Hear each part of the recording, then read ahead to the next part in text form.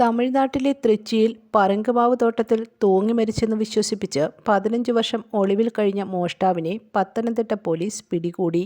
മലയാലപ്പുഴ താഴം വഞ്ചിയിൽ കുഴിപ്പടി സുധീഷ് ഭവനിൽ പാണ്ഡിചന്ദ്രൻ എന്ന് വിളിക്കുന്ന ചന്ദ്രനാണ് പിടിയിലായത്. ഇയാൾക്കെതിരെ 4 മോഷണ കേസുകൾ നിലവിലുണ്ട്. മലയാലപ്പുഴ സ്വദേശിയായ ഇയാൾ വർഷങ്ങൾക്ക് മുമ്പ് സ്ഥലം വിറ്റ് തമിഴ്നാട്ടിലേക്ക് പോയിരുന്നു. കാലപ്പഴക്കമുള്ള വാറന്റുകളിലെ പ്രതികളെ പിടികൂടാനുള്ള ജില്ലാ പോലീസ് മേധാവി VG വിനോദ് കുമാറിന്റെ നിർദ്ദേശത്തെ തുടർന്ന് നടത്തിയ അന്വേഷണത്തിലാണ് ചന്ദ്രൻ കുടുങ്ങിയത്. ഒരു കേസിലെ ജാമ്യക്കാരനായ മലയാലപ്പുഴ സ്വദേശി മോഹനൻ നായരെ കണ്ടെത്തിയതാണ് അന്വേഷണത്തിൽ വഴിത്തിരിവായത്. അറസ്റ്റ് വാറന്റ് വന്നതോടെ മോഹനൻ നായർക്കായി പലയിടങ്ങളിലും അന്വേഷണം നടത്തിയിരുന്നു. തമിഴ്നാട്ടിലെ തൃച്ചിയിൽ പറങ്കിമാവ് തോട്ടത്തിൽ ചന്ദ്രൻ തൂങ്ങി മരിച്ചതായി അറിഞ്ഞെന്ന് ഇയാൾ കോടതിയിലും പോലീസിനോടും വെളിപ്പെടുത്തി. ഇതിനിടെ ചന്ദ്രൻ എന്നു പേരുള്ള തമിഴ്നാട്ടുകാരനായ ഒരാൾ ശബരിമലയിലെ കടയിൽ പണിയെടുക്കുന്നുണ്ടെന്ന വിവരം പത്തനംതിട്ട സ്റ്റേഷനിലെ CPO രജിത് P നായർക്ക് ലഭിച്ചു.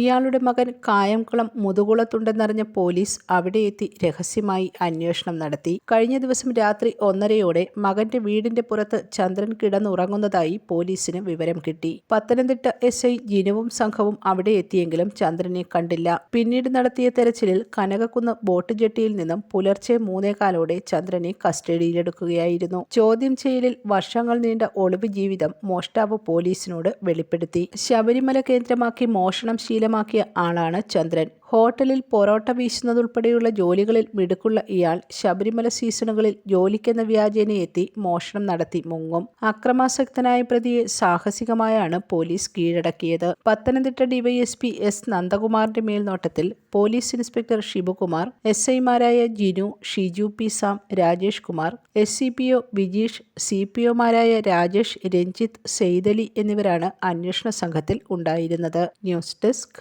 Press Malayalam.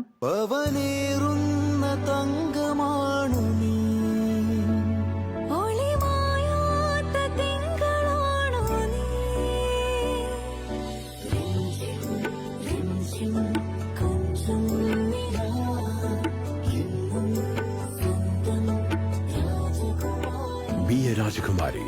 Rajakumari Gold and Diamonds. The trust of Travancore. Rajakumari.